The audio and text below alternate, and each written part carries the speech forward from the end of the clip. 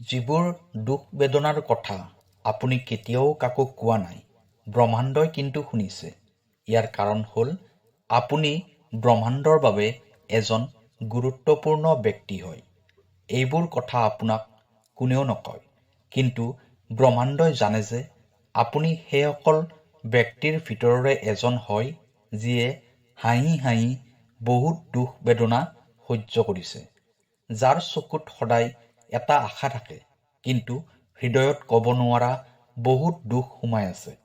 আপুনি সেইটোৱে আত্মা হয় যিয়ে সকলোতকৈ বেছি অনুভৱ কৰিছে, কিন্তু আপুনি সদায় নিজৰ বিষয়ে কমকৈয়ে কয়। আজি এই ভিডিঅ'টো আপোনাৰ ওচৰলৈ এইকাৰণে আহিছে কাৰণ ব্ৰহ্মাণ্ডই নিজেই আপোনাৰ সৈতে কথা পাতিব বিচাৰিছে। ব্ৰহ্মাণ্ডই আপোনাৰ প্ৰতিটোপাল চকুপানী দেখিছে, আপোনাৰ নীৰৱতা শুনিছে, আপোনাৰ সেই সকলোবোৰ প্ৰশ্ন বুজি পাইছে, যিবোৰ প্ৰশ্ন আপুনি কেতিয়াও কাকো সোধাই নাই। কেতিয়াবা আপুনি এটা দীঘলীয়া উশাহ লৈ আকাশৰ ফালে চাইছে আৰু মনৰ ভিতৰতে প্ৰশ্ন কৰিছে যে কেতিয়াবা মই ন্যায় পামনে? মোৰ কেতিয়াবা ভাল সময় আহিবনে? সেই এটা মুহূৰ্তৰ বাবে আপুনি কথাখিনি কাকো কোৱা নাই, কেৱল মনৰ ভিতৰতে নিজকে প্ৰশ্ন কৰিছে। কিন্তু সেই সময়ত ব্ৰহ্মাণ্ড সেই ঠাইতে আছিল আৰু সেই সময়তে সিদ্ধান্ত ল'লে যে এতিয়া উত্তৰ দিব লাগিব। আপোনাৰ জীৱনত যিমানবোৰ দুখ বেদনা আহিছে, সেইবোৰ এনেয়ে অহা নাই। আপুনি সেই বাছনি কৰা ব্যক্তিসকলৰ মাজৰে এজন হয় যাক ব্ৰহ্মাণ্ডই এটা বিশেষ অনুভৱৰ বাবে বাছনি কৰিছে। কাৰণ ব্ৰহ্মাণ্ডই বুজি পাইছিল আপুনি এইখিনি দুখ কষ্ট সহ্য কৰিব পাৰিব, শিকিব পাৰিব আৰু আনকো পোহৰ বিলাব পাৰিব। কিন্তু এতিয়া সময় পৰিৱৰ্তন হৈ গৈছে। এতিয়া ব্ৰহ্মাণ্ডই আপোনাৰ পৰীক্ষা নলয়, আপোনাক কেৱল পুৰস্কাৰ দিব বিচাৰে।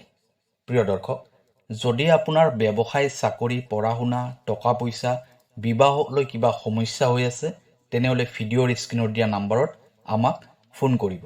আমি আপোনাৰ সমস্যাসমূহ সমাধান কৰিবলৈ চেষ্টা কৰিম। ভিডিঅ'টো শ্বেয়াৰ কৰি দিব আৰু কমেণ্টত লিখিব থেংক ইউ ইউনিভাৰ্ছ, জয় বজৰং বুলি। এতিয়াও ভিডিঅ'ৰ পৰৱৰ্তী অংশলৈ যাওঁ।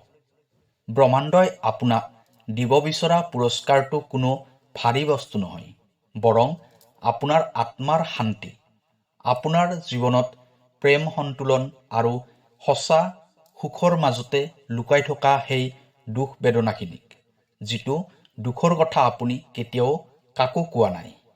ব্ৰহ্মাণ্ডই সেই দুখৰ গভীৰতা সম্পূৰ্ণৰূপে বুজি পাইছে। আপোনাৰ মনৰ সেই সকলোবোৰ ভাৱনা অনুভৱ কৰিছে, যিবোৰ আপুনি শব্দৰে কোৱা নাই, আৰু সেইবাবে ইয়াৰ উত্তৰ কেৱল শব্দত নাই, বৰং কিছুমান ঘটনাত, কিছুমান সংযোগত, কিছু নতুন শক্তিত ইয়াৰ উত্তৰ প্ৰকাশ পাব। আপুনি চাগে কেইদিনমানৰ পৰা কিবা এটা বেলেগ অনুভৱ কৰি আছে, এটা আচৰিত ধৰণৰ উচপিচনি। ইয়াৰ সংকেত এইটো হয় যে ব্ৰহ্মাণ্ডই আপোনাৰ জীৱনত হস্তক্ষেপ কৰি আছে। ব্ৰহ্মাণ্ডই আপোনাক সেইটো ৰাস্তাৰে লৈ গৈ আছে য'ত আপুনি আপোনাৰ প্ৰশ্নৰ সকলোবোৰ উত্তৰ পাই যাব। যিজন ব্যক্তিক সকলোতকৈ বেছি প্ৰেম কৰিছিল, সেইজন ব্যক্তিকে হেৰুৱাই পেলালে। সেই সময়ত আপুনি ভাগি পৰিছিল, কিন্তু কাকো জানিব দিয়া নাছিল। আপুনি সেইবোৰ সপোন দেখিছে যিবোৰ পূৰ্ণ হোৱা নাই, কিন্তু তথাপিও হাঁহি হাঁহি কৈছে, মোৰ ভাগ্যত চাগে বেলেগ কিবা লিখা আছে। আপুনি নিজৰ মানুহৰ পৰাই প্ৰতাৰিত হৈছে, কিন্তু কাৰো প্ৰতি মনত বেয়া ভাৱ ৰখা নাই। আপুনি সেইটো আত্মা হয় যিয়ে ঘোৰ এন্ধাৰতো এগছি চাকি জ্বলাই অলপ পোহৰ কৰি ৰাখিবলৈ চেষ্টা কৰিছে, আশাবোৰ জীয়াই ৰাখিছে। আৰু আজি ব্ৰহ্মাণ্ডই সেই সকলোবোৰ ভাৱনাৰ উত্তৰ লৈ আহিছে। ব্ৰহ্মাণ্ডই কৈছে যে আপোনাৰ জীৱনত সেই সুখ, সেই প্ৰেম, সেই সফলতা আহিব, যিখিনি আপোনাৰ ভাগত আছে, যিখিনি আপুনি পাব লগা আছে। আপুনি জীৱনত বহুত বেছি হেৰুৱাইছে, কিন্তু এতিয়া যিখিনি আপুনি পাব, সেই সময়খিনিতকৈ বহুত বেছিকৈয়ে পাব। এই মেছেজটো কেৱল শব্দ নহয়, এইটো হ'ল ব্ৰহ্মাণ্ডৰ প্ৰতিশ্ৰুতি। আপোনাৰ জীৱনত সেইটো চমৎকাৰ হ'ব, যিটো আপোনাৰ বিশ্বাসতকৈও বহুত বেছি ডাঙৰ হ'ব। যিটো আপুনি ভাবিব পৰা নাছিল, সেইটো এতিয়া সম্ভৱ হ'ব। আপোনাৰ সংঘৰ্ষ ব্যৰ্থ হৈ যোৱা নাই। আপোনাৰ নীৰৱতা ব্ৰহ্মাণ্ডই শুনিছিল আৰু এতিয়া তাৰ উত্তৰ সংসাৰৰ সকলোবোৰ শক্তিৰ সৈতে আপোনাৰ জীৱনলৈ আহিব বিচাৰিছে। আপুনি কেৱল নিজৰ ওপৰত সম্পূৰ্ণ বিশ্বাস ৰাখিব লাগিব। নিজৰ হৃদয়ৰ শব্দবোৰ শুনক। আপোনাৰ এনেকুৱা অনুভৱ হ'ব পাৰে যে এতিয়া আৰু সহ্য কৰিব নোৱাৰো। তেতিয়া বুজি লওক যে উত্তৰ অহাৰ সময় আহিছে। এনেকুৱা লাগিব পাৰে যেন সকলোবোৰ শেষ হৈ গ'ল। তেতিয়া বুজি লওক যে নতুনৰ আৰম্ভণি হ'বলৈ ধৰিছে। এই ব্ৰহ্মাণ্ডত একো বস্তুৱে সংযোগত নহয়। এই ভিডিঅ'টো কোনো সংযোগৰ দ্বাৰা আপোনাৰ ওচৰলৈ যোৱা নাই। আমি মাত্ৰ কম যে ইউনিভাৰ্ছে আপোনাৰ ভিতৰত থকা পজিটিভ এনাৰ্জিবোৰক চিনাক্ত কৰিছে আৰু তেওঁ সিদ্ধান্ত লৈছে যে এই আত্মাক এতিয়া উত্তৰ দিয়াটো প্ৰয়োজনীয়। এই উত্তৰবোৰ কোনো কিতাপত নাই, কোনো গুৰু নাইবা কোনো বিচাৰকৰ ওচৰত নাই। এই উত্তৰবোৰ আপোনাৰ ভিতৰতে আছে, যিটো এতিয়া ব্ৰহ্মাণ্ডই আপোনাৰ সন্মুখলৈ আনিব বিচাৰিছে।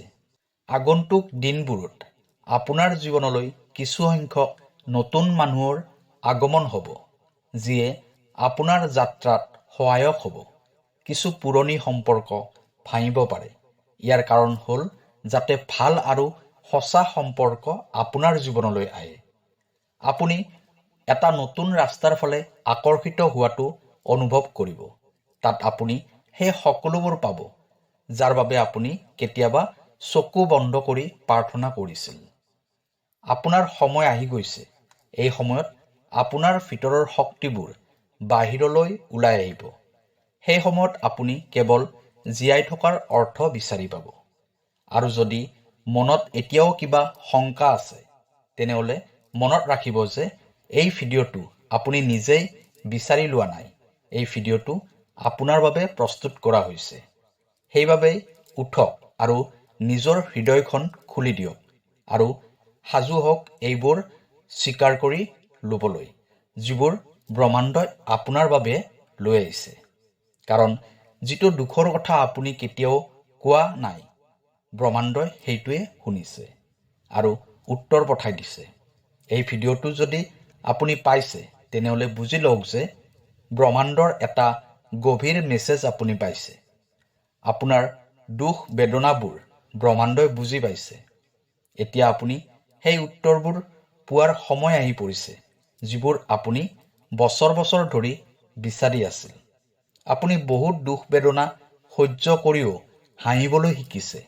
ইউনিভাৰ্ছৰ গুপ্ত মেছেজে এইটোৱে কৈ আছে যে এতিয়া আৰু দুখ বেদনাবোৰ সহ্য কৰাৰ প্ৰয়োজন নাই। এতিয়া সময় আহিছে পৰিৱৰ্তনৰ। এতিয়া আপুনি থিয় হ'ব লাগে আৰু নিজৰ বাস্তৱিক ৰূপক নিজৰ কৰি ল'ব লাগে। বহুত দীঘলীয়া সময়ৰ পৰা আপুনি নিজকে নিয়ন্ত্ৰণ কৰি ৰাখিছে। সৰু সৰু কথাৰ বাবে নিজকে দোষাৰোপ কৰিছে। আনৰ বাবে কান্দিছে, কিন্তু নিজৰ বাবে কেতিয়াও কান্দিব পৰা নাছিল। যেতিয়া আপুনি কান্দিছিল, তেওঁ চাই আছিল। যেতিয়া আপুনি চকুৰ পানীবোৰ হাঁহিৰ মাজত লুকুৱাই ৰাখিছিল, তেতিয়া ব্ৰহ্মাণ্ডই সেইবোৰ অনুভৱ কৰিছিল। যেতিয়া আপুনি অকলে অকলে প্ৰাৰ্থনা কৰিছিল, ব্ৰহ্মাণ্ডই শুনি আছিল। আৰু এতিয়া ব্ৰহ্মাণ্ডই উত্তৰ পঠাই দিছে। এই ভিডিঅ'টোৱে এই এটা মেছেজৰ ৰূপত আপোনাৰ জীৱনত যিবোৰ ক্ষেত্ৰত পলম হৈছে, যিবোৰ বাধা আহিছিল, এইবোৰ এইকাৰণেই আছিল, কাৰণ ব্ৰহ্মাণ্ডই এটা সঠিক সময়ৰ বাবে অপেক্ষা কৰি আছিল। যেতিয়া আপুনি প্ৰস্তুত হ'ব, যেতিয়া আপুনি গ্ৰহণ কৰিব পৰা স্থিতিত থাকিব আৰু আপুনি যেতিয়া নিজকে চিনাক্ত কৰিব পাৰিব, সেই সময়টো এতিয়া আহি গৈছে। আপোনাৰ জন্ম কেৱল এটা শাৰীৰিক ঘটনা নাছিল। সেইটো এটা শক্তিৰ উদ্ভৱ আছিল, এটা শক্তিৰ অৱতৰণ আছিল। আপুনি কেৱল এজন মানুহ নহয়, আপুনি এটা লক্ষ্য হয়। সকলো লক্ষ্যৰ এটা ক্ষণ থাকে, যেতিয়া সেইটো সক্ৰিয় হৈ উঠে। আজি সেইটোৱে ক্ষণ হয়। ব্ৰহ্মাণ্ডই আপোনাৰ সৈতে একেলগে আগুৱাই যাব বিচাৰে, আপোনাক সহায় কৰিব বিচাৰে আৰু আপোনাক সেইটো ৰাস্তাৰে লৈ যাব বিচাৰে যিটো আপোনাৰ বাবে লিখা হৈছিল। একো ভয় নাই, একো ভ্ৰম নাই, একো দুখ নাই। কোনেও আপোনাক বাধা দিব নোৱাৰে, কাৰণ এতিয়া আপুনি জানিব পাৰিছে যে এই মেছেজ, এই শব্দ, এই প্ৰেম সকলোবোৰ আপোনাৰ বাবেই আছিল। আপোনাৰ জন্মৰ আগতেই এইবোৰ সিদ্ধান্ত লোৱা হৈছিল। এতিয়া আৰম্ভ হৈ গৈছে আৰু এইবোৰ শক্তিয়ে এতিয়া আগুৱাই যাব। ইউনিভাৰ্চৰ মেছেজৰ গভীৰতা এতিয়া লাহে লাহে খুলিব ধৰিছে। আৰু এতিয়া যিটো শব্দ আপোনাৰ হৃদয়ৰ ভিতৰলৈ গৈ আছে, সেইটো সাধাৰণ শব্দ নহয়। এইটো সেই দিব্যৰ পৰা ওলাইছে যিটো আপোনাৰ জন্মৰ আগতেই লিখা হৈছিল। ইউনিভাৰ্ছে কৈছে যে আপোনাৰ আত্মাই যিটো কষ্ট বেদনা গোপনে সহ্য কৰি গৈছে, আপোনাৰ প্ৰতিটো হুমুনিয়া ব্ৰহ্মাণ্ডই শুনিছে। সেই নিশাবোৰত যেতিয়া আপুনি নিজকে অকলশৰীয়া অনুভৱ কৰিছিল, তেতিয়া ব্ৰহ্মাণ্ড আপোনাৰ ওচৰতে আছিল। যেতিয়া আপুনি একো নোকোৱাকৈয়ে মনে মনে চকু পানীবোৰ বৈ যাবলৈ দিছিল, তেতিয়া আপোনাৰ শক্তিবোৰে ব্ৰহ্মাণ্ডৰ দৰ্জা টুকুৰিয়াই দিছিল। এতিয়া সেই সময় আহি গৈছে আপোনাৰ আত্মাক তেওঁৰ পৰিশ্ৰমৰ ফল দিয়াৰ। আপোনাৰ জীৱনত যিবোৰ সমস্যা আহিছিল, সেইবোৰ আপোনাৰ বাবে কোনো শাস্তি নাছিল। সেইবোৰে আপোনাৰ ভিতৰৰ দিব্যতাক বাহিৰত লৈ অহাৰ প্ৰস্তুতি আছিল। আৰু এতিয়া আপোনাৰ অন্তৰ্মন নিৰ্মল হৈ গৈছে আৰু আপোনাৰ মনে পৰম শান্তিৰ বাবে কৈ আছে। এতিয়া ইউনিভাৰ্ছে আপোনাক সেইটো দি আছে যিবোৰ কেৱল বাছনি কৰা ব্যক্তিসকলেহে পায়। এটা নতুন জীৱন, এটা নতুন অধ্যায়, এটা এনেকুৱা আৰম্ভণি য'ত দুখ কেৱল অতীতৰ এটা কাহিনী হৈ যাব। এতিয়া কেৱল আপুনি হাঁহিবলৈ আৰম্ভ কৰক, কাৰণ এতিয়া যিটো আপুনি পাব সেইটো হ'ল আপুনি সহ্য কৰাৰ মূল্য। আৰু এই মূল্যটো আপুনি সম্পূৰ্ণ ধৈৰ্য আৰু শ্ৰদ্ধাৰে পূৰণ কৰিছে। এইটো নাভাবিব যে আপোনাক কোনেও বুজি পোৱা নাছিল। আপোনাক ব্ৰহ্মাণ্ডই বুজি পাইছে। আপোনাৰ মনৰ গভীৰতা কেৱল তেওঁহে পঢ়িব পাৰিছে, যিয়ে সকলোবোৰ আত্মাৰ চিঞৰ শুনিব পাৰে। এতিয়া ব্ৰহ্মাণ্ডই আপোনাৰ সেই ঠাইলৈ লৈ যাব য'ত আপোনাৰ সপোনতকৈ এটা ভাল ভৱিষ্যতে আপোনাক অপেক্ষা কৰি আছে। এইটো কোনো সংযোগ নহয়, এইটো হ'ব লগা আছিল। আপোনাৰ কৰ্মৰ পৰা জন্ম হোৱা এইটো ফল হয় আৰু ধৈৰ্যৰ পুৰস্কাৰ হয়। আপোনাৰ ভিতৰত এনেকুৱা কিবা এটা আছে যিটো সকলোতকৈ বেলেগ হয়। এটা এনেকুৱা পোহৰ যিটো আপোনাৰ চকুত জিলিকি উঠে, কিন্তু আপুনি কেতিয়াও অনুভৱ কৰা নাই। আপোনাৰ ভিতৰত সেইবোৰ গভীৰতা আছে যিটো যিকোনো সাগৰতকৈ শান্ত হয় আৰু আকাশতকৈও বহুত বিশাল হয়। ইউনিভাৰ্ছে কৈছে যে আপুনি এটা সাধাৰণ আত্মা নহয়। ইউনিভাৰ্ছে আপোনাক বাছনি কৰিছে কাৰণ আপোনাৰ ভিতৰত সহন শক্তি আছে, আপোনাৰ ভিতৰত প্ৰেম আছে, আপোনাৰ ভিতৰত পোহৰ আছে। কেতিয়াবা আপুনি নিজকে দুৰ্বল বুলি ভাবিছে, কিন্তু ইউনিভাৰ্ছৰ নজৰত আপুনি সকলোতকৈ শক্তিশালী হয়। যেতিয়া কোনোবা বিপদত ভাগি পৰিছে, তেতিয়া তেওঁক আপুনি যিমান পাৰে সহায় কৰিছে। কিন্তু যেতিয়া আপুনি নিজেই বিপদত ভাগি পৰিছিল, তেতিয়াও আপুনি মনে মনে হাঁহি হাঁহি সেইবোৰ সহ্য কৰি গৈছিল। আপোনাৰ এই নীৰৱতা, এই গভীৰতা, এইটোৱে আপোনাৰ সকলোতকৈ ডাঙৰ শক্তি হয়, সকলোতকৈ ডাঙৰ সাহস হয়। সেইবাবেই ব্ৰহ্মাণ্ডই আজি নিজেই আপোনাৰ সন্মুখলৈ আহিছে, এইটো ক'বলৈ যে এতিয়া আৰু আপুনি দুখ কষ্টবোৰ সহ্য কৰিব নালাগে। এতিয়া আপোনাৰ জীৱনলৈ পোহৰ আহিব। আপুনি সেই সকলোবোৰ পাব যিবোৰ পোৱাৰ আপোনাৰ অধিকাৰ আছে। সেই মৰম ভালপোৱা যিবোৰ আপোনাৰ বাবে ৰখা হৈছে, সেই সন্মান যাৰ বাবে আপুনি বহুত বছৰ অপেক্ষা কৰি আছে, সেই সপোন যিবোৰ সপোন আপুনি আনৰ বাবে এৰি দিছিল, এতিয়া এই সকলোবোৰ আপোনাৰ ফালে আগুৱাই আহি আছে। কাৰণ ব্ৰহ্মাণ্ডই আপোনাৰ সকলো কথা জানে। আপোনাৰ ধৈৰ্য দেখিছে। আজিৰ পৰা তেনেকুৱা একো নাথাকিব যিটো আগতে আছিল। কাৰণ আজিৰ পৰা আপোনাৰ আত্মবিশ্বাস ঘূৰি আহিব। আপোনাৰ হেৰাই যোৱা উজ্জ্বলতা ঘূৰি আহিব। আপুনি সেইজন ব্যক্তি হ'ব পাৰিব যি হোৱাৰ বাবে আপুনি এই পৃথিৱীলৈ আহিছে। এই মেছেজটো আপোনাৰ সেই চকু পানীৰ উত্তৰ হয় যিটো কেতিয়াবা নিশা গাৰুৰ ভিতৰত লুকাই গৈছিল। ইউনিভাৰ্ছে কৈছে যে আপোনাৰ আত্মা বহুত উজ্জ্বল হয়, কিন্তু আপুনি নিজৰ পোহৰকে বিশ্বাস নকৰে। আপোনাৰ জীৱনত যিবোৰ দুখ কষ্ট বেদনা আহিছিল, সেইবোৰ আপোনাক ভাঙিবলৈ নহয়, সেইটো আপোনাক আপোনাৰ আত্মাৰ গভীৰতাৰ সৈতে মিলিত কৰাবৰ বাবেহে আহিছিল। কিন্তু এতিয়া সেই দুখ কষ্টবোৰৰ সময় সম্পূৰ্ণ হৈ গ'ল। এতিয়া ব্ৰহ্মাণ্ডই সিদ্ধান্ত লৈছে যে আপোনাক শান্তি দিব লাগে। যিবোৰ মানুহে আপোনাক বুজি পোৱা নাছিল, যিবোৰ মানুহে আপোনাৰ সৰলতাক দুৰ্বলতা বুলি ভাবিছে, এতিয়া ব্ৰহ্মাণ্ডই তেওঁলোকক আপোনাৰ গুৰুত্ব বুজাই দিব। এই কামটো আপুনি কৰিব নালাগে। এই কামটো ব্ৰহ্মাণ্ডই নিজেই কৰিছে। মনে মনে একো শব্দ নোহোৱাকৈ, কিন্তু গভীৰভাৱে। আপোনাৰ আত্মাৰ শক্তি ইমানেই শুদ্ধ হয় যে তেওঁ নিজেই তেওঁৰ জীৱনলৈ পৰিৱৰ্তনবোৰ আকৰ্ষিত কৰিব ধৰিছে। আৰু ব্ৰহ্মাণ্ডই এই প্ৰক্ৰিয়াটো সম্পূৰ্ণ কৰাৰ বাবে সম্পূৰ্ণৰূপে সহায় কৰি আছে।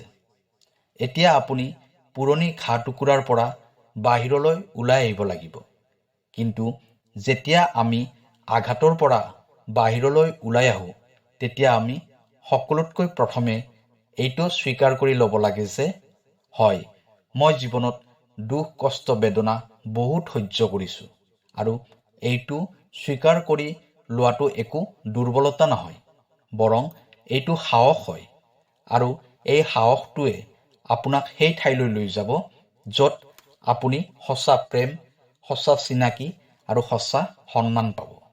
ব্ৰহ্মাণ্ডই কৈছে যে আপুনি বহুত দিলে, এতিয়া পোৱাৰ সময় আহি গৈছে। কিন্তু এতিয়া আপুনি নিজকে সেইবোৰ দিবলৈ আৰম্ভ কৰক যিবোৰ আপুনি আনক দিছিল। নিজকে কওক, মই এতিয়া নিজক ভাল পাবলৈ শিকিছোঁ। মই মোৰ দুখ কষ্ট বেদনাবোৰক মান্যতা দিব ধৰিছোঁ। আৰু মই এতিয়া আত্মাৰ পোহৰবোৰক অৱহেলা নকৰোঁ। এইটোৱে আপোনাৰ আৰম্ভণি হ'ব। এইটোৱে ইউনিভাৰ্ছৰ গুপ্ত মেছেজ হয়, যিটো কেৱল আপোনাৰ বাবে পঠাই দিছে। এই যাত্ৰাত আপুনি অকলে নহয়। এই যাত্ৰাত লাখ লাখ আত্মা পৰিৱৰ্তনৰ দুৱাৰমুখত থিয় হৈ আছে। কিন্তু ব্ৰহ্মাণ্ডই আপোনাক এই সময়তে মাতিছে, কাৰণ আপুনি এতিয়া প্ৰস্তুত হৈছে। কিছুসংখ্যক ব্যক্তি চাগে এতিয়াও প্ৰস্তুত হোৱা নাই, কিন্তু আপোনাৰ আত্মাই ইউনিভাৰ্ছৰ শব্দবোৰ শুনিছে। প্ৰিয় দৰ্শক, ভিডিঅ'টোৱে যদি আপোনাৰ হৃদয়ত স্পৰ্শ কৰিছে, তেনেহ'লে চেনেলটো ছাবস্ক্ৰাইব কৰিব। কাইলৈ আকৌ লগ পাম অন্য এটা ভিডিঅ'ত। ধন্যবাদ।